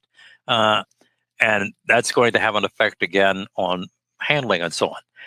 The suspension travel. One of the things a lot of people, when they talk about the Steintrikes, is they've seen online about its suspension. Well, the suspension travel is listed as being 4 inches independent coil suspension for each of the front wheels and the rear wheels. So you got, remember, 4.7 inches ground clearance and 4 inches travel on the coil suspension system. Trike weight, according to their website, is 39 pounds.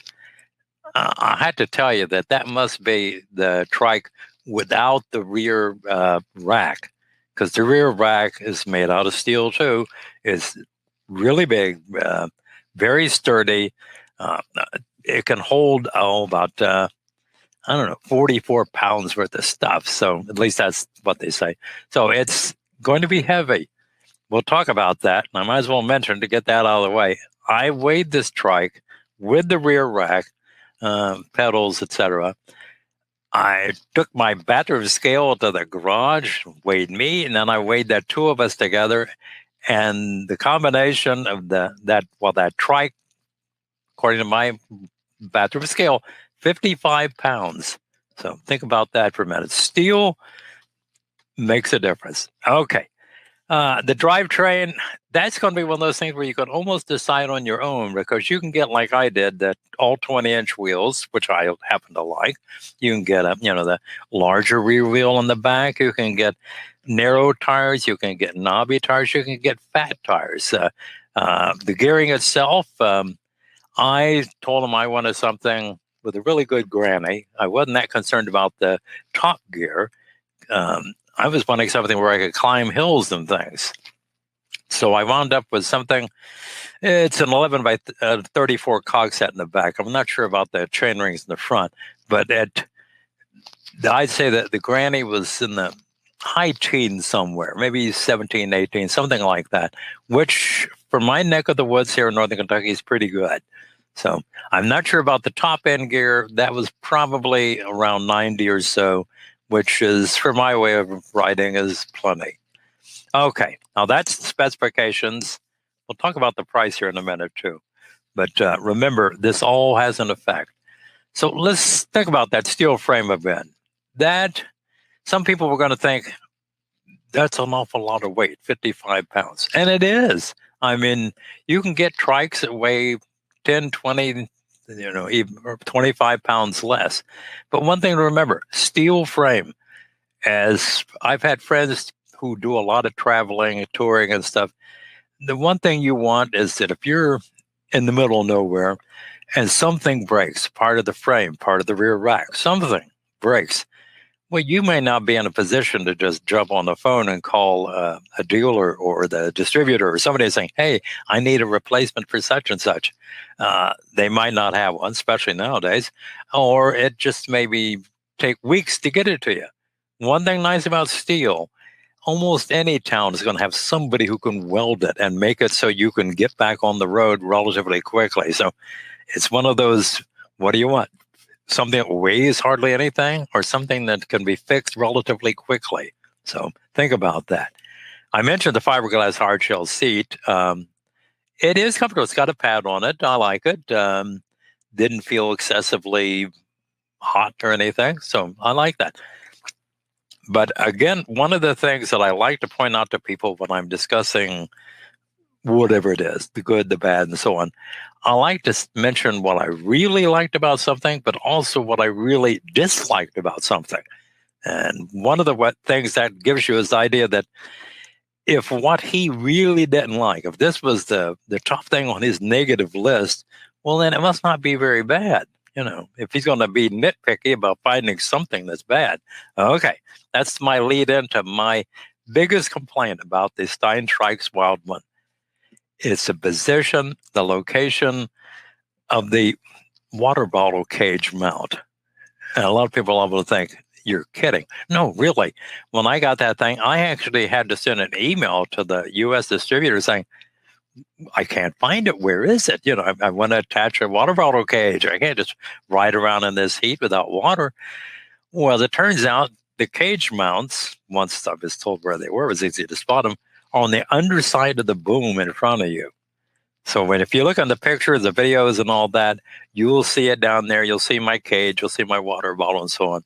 And things mount just fine, but it's going to be literally a pain in the ass to get that water bottle out if you're riding. So now you understand that that's my biggest complaint. I would suggest, if it were me and I was buying the trike and so on, get the dealer or somebody who knows what they're doing, or even you, to drill a couple of holes in the side of the hard shell seat. Lots of manufacturers do that already for their hard shell seats, so you can mount the water bottle cages right where you can get to them. So that's my biggest complaint about the Wild One here. Just that's it. When it comes to other aspects of the trike, I've thought that the suspension on this thing was wonderful. I mean, one of the first things I did was go over a curve that must have been, 4 or 5 inches down and onto concrete and everything. And of course, you could feel it, but it wasn't harsh. I mean, riding on cobblestones, rough roads, all that, this is going to be a really nice trike to use for riding on rough pavement.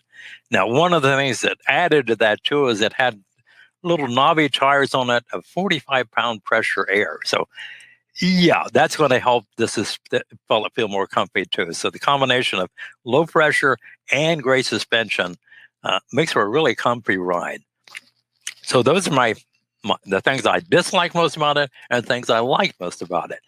It's a good trike, probably going to last the buyer a long, long time. If you want to do a lot of touring, commuting, great. Now, if you want to get into ultra performance and everything, high speed, top end and all that, maybe look at something else. But for commuting, touring around on the rough roads, it's going to be hard to find something as good as this. Like I said, I really like the suspension. Not crazy about that water bottle mount. To sum it all up, the manufacturer suggested retail price is $5,700. Now that does not include the rear rack. There are actually 2 different varieties of the rack. But anyway, $5,700. There are lots of variables that you could specify, as I've mentioned. Wide track, narrow track, bigger tires, narrower tires, folding, all of those things. So go to their website and you'll see it listed here. See the different models they've got for this trike and find out, is there a dealer close to you? And give it a show, give it a look. I mean, I really like the trike. So thank you. There you go. Larry, good job. So that was fun. Larry and I had a chance to get together on a trail that's about halfway between where each of us live. And I had a chance to work with him and shoot the video for that. And I want to also thank our pal, Jim Cook, for helping us out that day on the shoot as well. Larry, we've got a couple of quick questions here, if you wouldn't mind. First of all, 3ATGL, does the front suspension have anti-dive, if you know? I don't recall seeing that mentioned. To be honest, I'm not even sure how I would detect if it has it or not. It doesn't bounce up and down as it's doing things, so it sort of softens the amount of rebound it has. So if that's what anti-dive is, then yeah, it does have that, but I'm not real sure. Okay, Denny is asking, is the boom adjustable under the seat? It looks like it is. Oh, yeah, it's adjustable. All right. Now, a couple questions on the rear derailleur. Let's see. Peter wants to know. So they think it's too close to the ground. And let's see. Yeah, Michael Smith says maybe a short arm derailleur would have been better. Did you find that to be a problem? It's one of those things. It depends on what sort of ground you're in. I mean, if it's going to be like lots of high grass, deep ruts, gravel, stuff like that, then probably you should go for the 26-inch rear wheel and not the 20-inch rear wheel. I just happen to like 20-inch rear wheels. But yeah, if you're going to be out there really going into the rough stuff, yeah, go for the short rear derailleur or a larger rear tire to get more clearance. Luckily, my off-road riding tends to be where, yeah, I might get some grass up in there. but nothing serious. I've never had any problems where I ride off-road. So depends on what you do off-road and how rough it is. Okay, and Michael's asking about is it collapsible? So yeah, you talked a little bit. Oh, it folds. It has an unusual way of folding, doesn't it? Yeah, kind of. It's when it's depends on which folding trikes you're used to, but once you get the hang of it, it's really just a matter of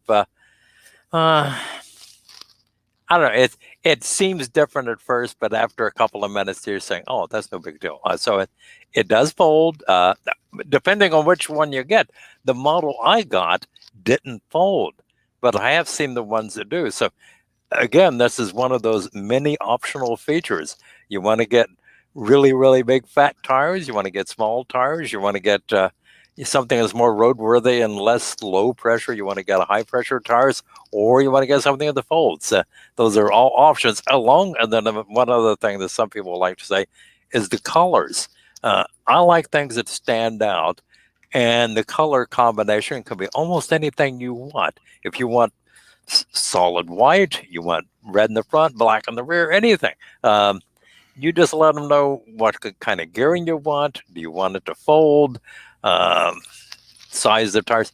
All of those are options. So you can spend a lot of time trying to decide, well, gee, what do I want? Because you're not limited to just one or two choices. Good. All right. So, last question here, and then we're going to need to move on here. Mix and match colors, same price. Do you know if that? Yeah. I think it doesn't matter. Yeah, I haven't seen anything other than, just tell us what colors you want. All right. That sounds when great. I saw that, I thought, oh, red, white, and blue. That sounds great. All right. So Steintrikes, they're in Europe. And then, of course, they also have Steintrikes USA. This is who gave us our review trike to try out. Right. And they will be at, as far as I know, they'll be at the RCC, the U.S. distributor and everything. So if you're interested in that trike, come to the RCC, and you can be as confused as I was when you're saying, where the heck's the water bottle cage? No, but really, I think you'll like it. Yep. They will be there as well. And we're going to have all those links to all the review team stuff, the Greenspeed, of course, and Steintrikes USA in the description below the video. As always, Larry, thank you, pal. We appreciate it. And now it's on to Nina Paley, who has something special for us today. And we're going to start her out with a little video that she worked on for us. Go ahead, Lars. So here is my beautiful new Calfee Stiletto. It is in the stand because it needs more work. Right now what I am working on is the seat. Here you can see my latest attempt to keep it from slipping, which I am having to take off. I had to get a part for this because the seat clamp just slips back every time I ride this bike. I like used fence and I cannot lie. You other sisters can't deny. When an ad shows up for a long wheelbase and a good price in your face, you get sprung. Now you have your heart set on the Phil Woods hubs and Shimano part set and the Calfee carbon frame. I'm hooked and I can't disclaim. Oh, baby, I'm gonna buy ya from a totally random guy. My homegirls tried to warn me. Nina really doesn't need any more bikes. The garage is full. And I don't know where she'd put them if she had them. But that bike for sale makes me so horny. Ooh, gotta arrange the shipping. You say the guy who packed it expects tipping? Well, I'll pay the fellow, cause this ain't your average velo. No. I've read the old reviews. This is a bike I wanna use. 10-speed rear cassette. Got it going like a turbo vet. I'm tired of magazines saying new up-brongs are the thing. Take the average bent rider and ask her what. She's got a comfy butt. So, sisters, yeah. Fellas, yeah. Do you have a comfy butt? Hell yeah. Let's ride it. Ride it. Ride it. Ride it. Ride that healthy seat. Baby got bent. Long wheelbase with a comfy booty. Baby got bent. Long wheelbase with a comfy booty.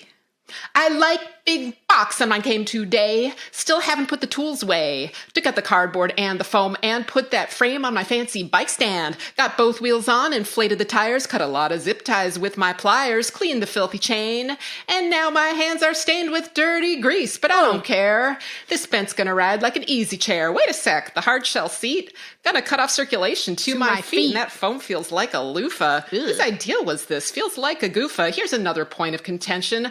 My frame is old and lacks suspension. The ride is kind of bumpy. But now I'm not gonna let that make me grumpy. No! Now I'm making plans to swap the seat with a friend's old Rans rocket with an 8-speed sprocket. Use a ratcheting wrench with a metric socket and wrench. No, I'm not your average wench. Hell no! Swap the clamps, adjust the strut. Oh, well, I'm stupid. Good job, dum-dum. Ugh, yeah. I put the left one on the right and the right one on the left. Yeah! Now I've got a comfy butt. Baby got bent. Long wheelbase with a comfy booty. Baby got bent. Long wheelbase with a comfy booty.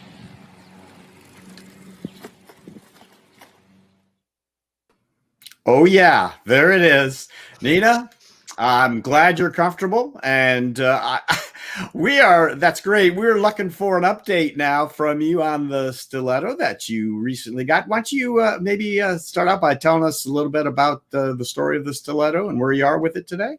Yeah, well, the stiletto is, gosh, I think mine is like 15 years old. It's one of the earlier frames that they made, like it showed it has no, yes, it was unexpected. It had no suspension. Travis is a former crew member, one of the originals. Travis, we're glad to have you with us, pal. And he's quite a critic as well. So we appreciate that. Yeah, well, I saw it. I had to have it. I know it was a collaboration of Fast Freddie Markham and Craig Calfee. And supposedly they made fewer than 40 of them. And yeah, now I have one. I finally rode it today. And I rode it like 40 miles. And it's super comfortable. Its handling is unlike any other long wheelbase I have ridden. It is pretty brilliant, really. It has a smaller turning radius. The fact that the steering comes up through the center and it has this link. It means that you don't need the same rake on the front fork. And so it just handles differently. It's super stable. It's probably the easiest to ride recumbent that exists. And it was a great ride, but it's about a mile per hour slower than my tie rush. So maybe, I can do some things to it to get it up to speed. My speed is not very speedy. But I had heard or read that it was comparable to the tie rush. I guess it is comparable, but my tie rush is faster. But the stiletto is more comfortable, clearly, right? So no, it's not more comfortable. My tie rush is amazing, actually. My tie rush has become like my go-to. That's the gold standard, right? So the titanium standard. But it's still like such a special. The stiletto is such a special and unusual bike, and I hear it's a better climber. We don't have a lot of hills around here, so the next ride that I take it on, I'm going to look for some hills and see if that can be backed up. Also, I got the part that I needed to keep the seat from slipping. I got the Rans memory lock. The little box lock that goes onto the rail there, so that'll help. Yes, and I got the struts in their proper place. All right. Well, great. So you'll keep us up to date then on the stiletto as you continue to ride it, maybe at future times. The reviews are in. People loved your performance there. So let's see. Fixate the seat with some hose clamps. Well, you've already solved this. Yeah, I've solved the clamp issue. Right. Thank you, Jan. So, all right, Nina. So thank you so much. Again, great performance. We will see you next time and move along here, folks. So we are going to finish out by thanking the wonderful sponsors of the Laidback Bike Report, starting with TerraCycle. From fairings to headrests, whatever accessory you need, Pat and crew have you covered. And Trailside Trikes. If you find yourself in Florida near the Withlacoochee Trail or in Knoxville, Tennessee, check out Andrew's shop and amazing crew. And Cruise Bike. Their patented race and record-proven front-wheel drive geometry changes the rules of cycling. Now, comfort doesn't come at the cost of performance. But fair warning, your cheeks may hurt from smiling. And TerraTrike and Greenspeed trikes. Your vision, whatever it is, TerraTrike has a trike to take you there. And Greenspeed cutting-edge designs create performance through Aussie ingenuity. And Laidback Cycles, the top USA dealer for TerraTrike and the premier source for CatTrike, Ice, and Greenspeed. We give you the freedom to ride. And Recumbent CycleCon. Please join us at the 2021 Recumbent CycleCon trade show and convention. It will be held October 9th and 10th at the Montgomery County Fairgrounds in Dayton, Ohio. So for more information, take a look at recumbentcyclecon.com. All right, guys, one quick announcement here, kind of a local thing, but many of you saw the Lost Recumbent, Dave Aschenbrenner, on a few months ago, talking about his AR3 tilting trike. And he is coming up to Ohio to do a demo day. He's done one of these down in Florida at Trailside Trikes. And he's going to come up and work with my local group, actually. And we're going to see the AR3 in person and ride it. And I think Larry's going to be with us. And I think we may end up with a little review on the AR3 with Larry as well. So we look forward to seeing Dave and anyone else who's in the Ohio area on July 17th. That's next Saturday. So, all right. And on to the next Laidback Bike Report. We're working on some other interesting things for you for next month. It will be August 1st at 2 p.m. Eastern Time, like always. Now, how can you support the Laidback Bike Report? If you like what you saw today, we would appreciate your support. You can like us on Facebook, subscribe to us on YouTube, and learn more about us by clicking that little white eye up there and head to that website, laidbackbikereport.com, and we have lots more information for you there.